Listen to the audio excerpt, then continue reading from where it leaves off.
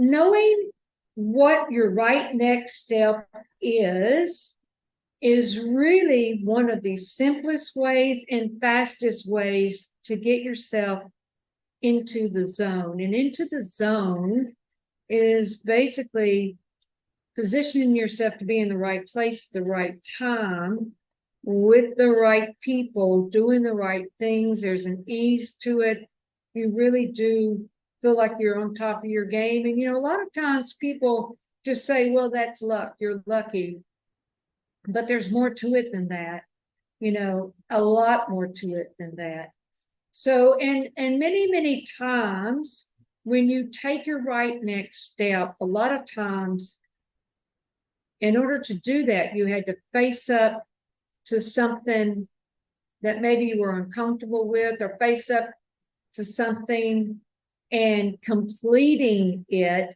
And basically, maybe you were putting it off, and that is what caused you to get in that sweet spot, get into the zone, if you will. So let me tell you a story on how this kind of manifested with me. So in 2002, probably 2001, I really had a desire to work with the author of this book, which is Alan C. Walter. The book is The Secrets to Increasing Your Power, Wealth, and Happiness. And I never told anybody that. I thought I would be laughed out of Dallas, if you will, if I told someone I wanted to work with the author. I mean, I thought that this man will never work with me, but I continued to I was taking courses, and I was improving my life just in business, because I was working in corporate America at that time, and my income kept going up, blah, blah. And I kept being in the right place at the right time. I won an award for being the best account manager of the year. So finally, I got the opportunity to work part-time for him on the weekends, even though I was living in Dallas and in corporate. And then I got the opportunity. He asked me, would I like to be his executive assistant? And I was just like, oh my goodness, yes, I would. And that came with some fear, because I had to give up my 19-year career and basically kind of start over. And that was terrifying to me, because insurance was the only thing I knew. And I'd been studying and taking several courses, but I didn't know it well enough to support myself, if you will. But I didn't just jump at that moment. What I did was I took the right next step and kept taking the right next step before I actually left corporate America and came to work with him in 2004. And my next step was for me to continue to get better and improve my skills. And then also, and working with people.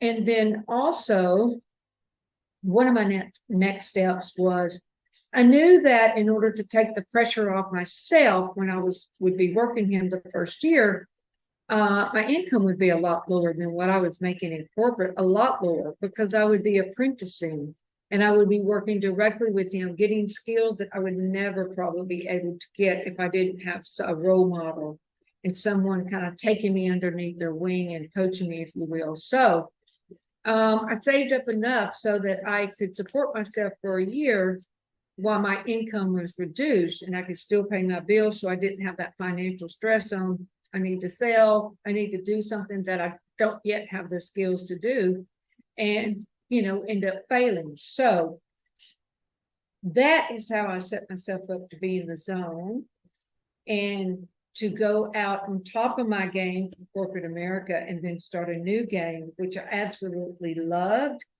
And it was the only date, probably one of the most significant dates in my life, besides people's birthdays, is when I first started here in my second career working with him. So if you take someone that's trying to learn how to sell, they need to learn how to sell before they quit the job that's supporting them and paying their bills and contributing to their survival. because there's a steep learning curve when you're going from one career to the next. Okay, so one of the things I learned from Alan, he was always adamant about before you quit cold turkey and go into another job that you have no experience in, or that you haven't won consistently in, and making at least what you were making in the other job that is supporting you, you kind of set yourself up, take the right next step so that you can be in the zone, and that makes life so much easier. So here's a little exercise.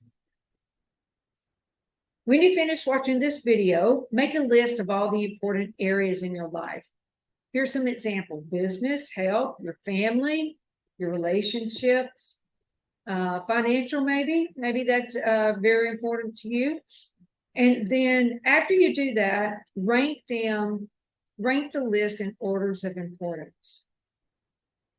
And then take each one in order, and then write out the correct next step for each area. Each area will probably be different. And then get into action. Now, getting into action is key. This is how you know if you've taken the right next step, right?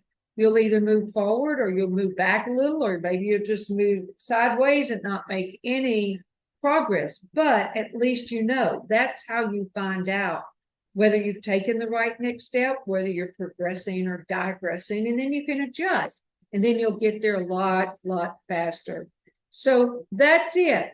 Being in the zone, knowing what your next step is, and taking the next step.